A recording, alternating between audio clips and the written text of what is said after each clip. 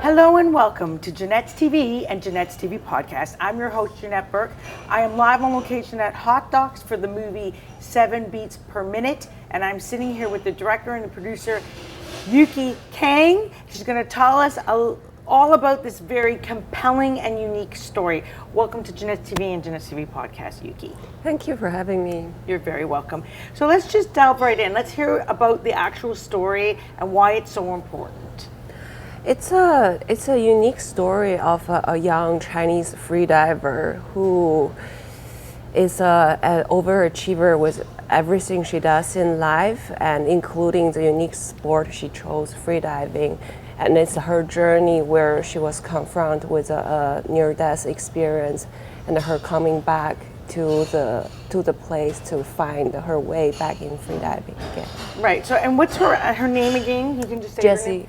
Jessea. So, in my research and preparing for this interview, she was very driven. She went from Bahamas to Antarctica diving. She had several fails and she passed out on one of those dives. But she kept going. Nothing stood in her way. Why is it important to showcase the details of the story and the ambition of a young woman who will not give up?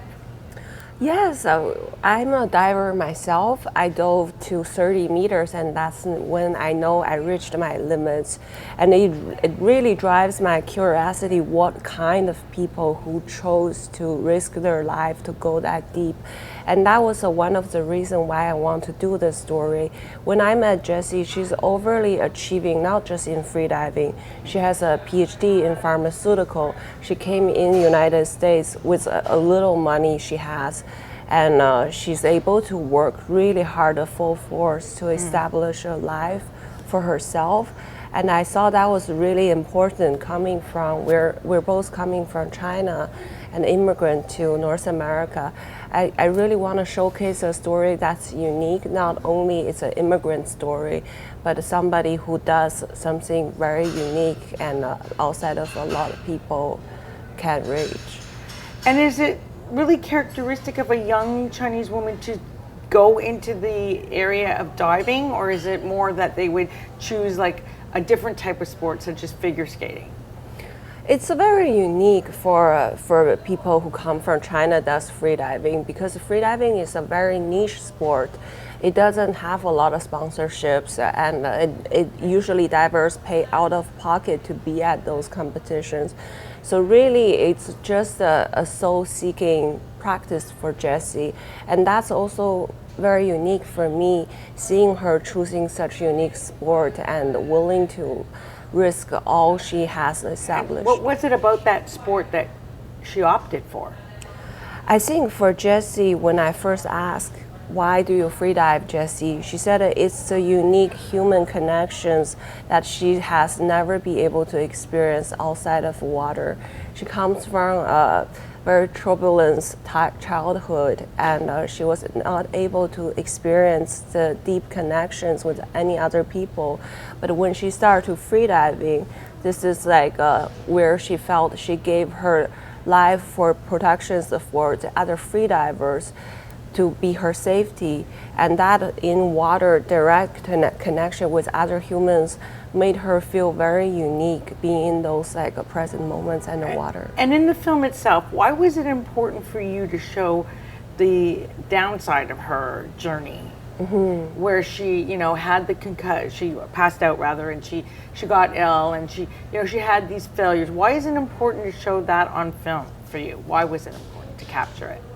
I think originally, if you read the press about Jessea, it's always like the glorified of how great she is as a woman. And when I tell people about her story, they always feel she's this bright champion, and there's a lot of glories around her. But I really want to showcase not just this great human being, but what underneath her. I think it's very universal what she has been struggling for. And not a lot of people will have experienced a near-death experience like Jessea.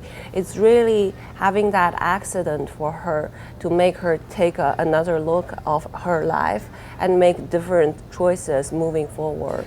Right. And, most people would just give up, right? So she did keep going and she did make other choices. But obviously, achieving success is very important for Jessea. And what do you feel that Jessea sort of represents or gives the message for other women to achieve in their life? I think it's really important that Jessea just keep fighting with what perception of what young women should do and should be. She always try to work really hard to earn the freedom that she has and to be able to continue to reinforce her own beliefs, to choose the things that she really wants to do. It's really important, I think, for Jessea. It's always because she has that belief.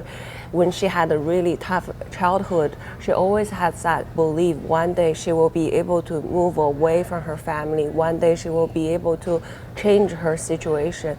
Because this belief, she was able to work really hard, study really hard, and freedive really hard. And what is she doing today?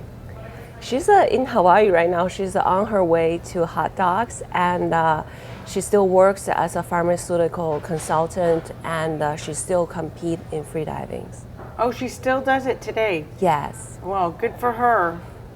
So where can we go to learn more about the movie and watch it? If here at Hotdocs, but maybe after Hotdocs as well.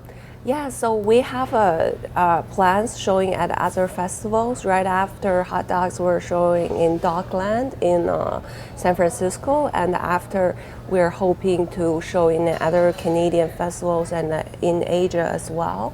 And I think close to the end of this year, we will have a limited theatrical release in Canada.